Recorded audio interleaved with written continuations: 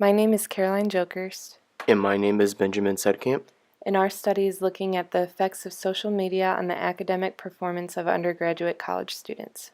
The purpose of our study was to clarify if there was an indirect relationship between the effects of social media and academic performance through the factors of sleep, study habits, and student involvement. We hope that the study would re-examine the current literature as well as expand upon new ideas.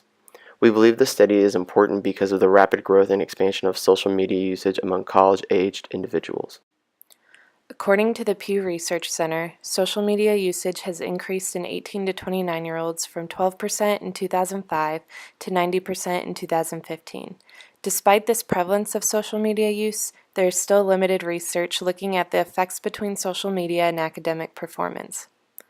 Possible factors that could mediate this relationship include sleep, study habits, and student involvement.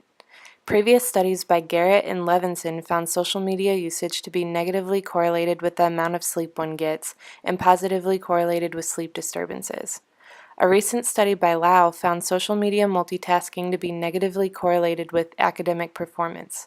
Currently, there is no research on how student involvement affects social media and academic performance, but we believe more involvement should theoretically lead to less time to spend on social media along with better time management skills. Additionally, other meta-analyses have shown a negative correlation between social media use and academic performance in general. While there is research on how these two factors are related, there is no research on possible mediating variables, which is why our study is necessary to provide possible explanations for this relationship.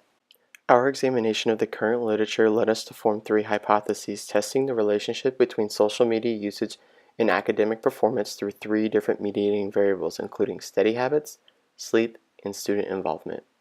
When testing the hypotheses of the 152 participants, the majority were female and Caucasian. However, the undergraduate population was more evenly distributed, with the highest participation from traditional juniors. The average grade point average of all participants was 3.6366 on a 4-point scale. To test our hypotheses, we created a survey using Qualtrics.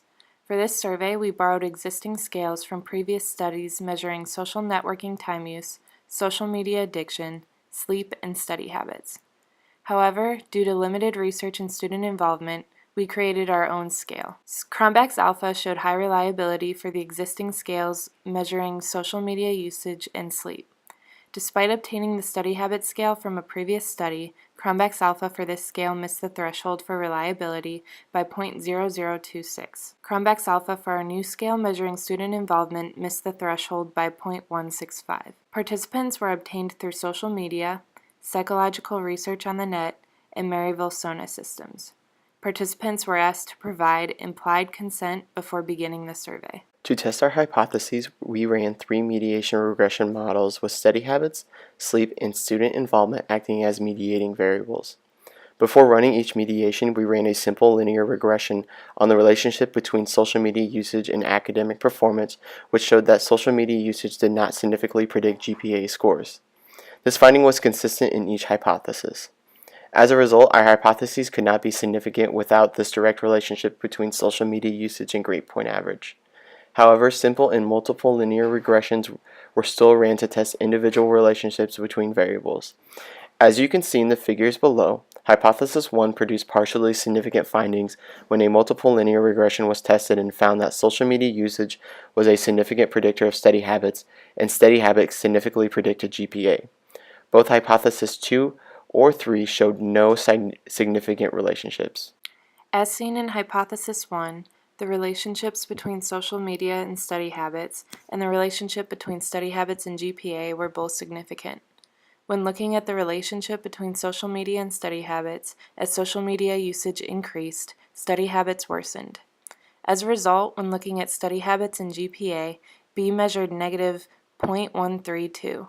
The negative result implies that as study habits worsened, GPA was negatively affected. This study was limited due to the number of participants and due to the lack of diversity, as the majority were female and Caucasian. Another limitation was that all participants were traditional undergraduate students ages 18 to 22. Moreover, only 3 variables were tested for mediation, excluding many other factors that could potentially influence academic performance.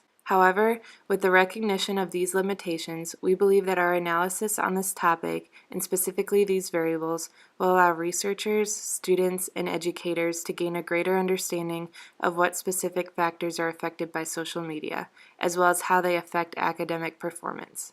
In the future, researchers should study these factors and continue to find results in a currently divisive field.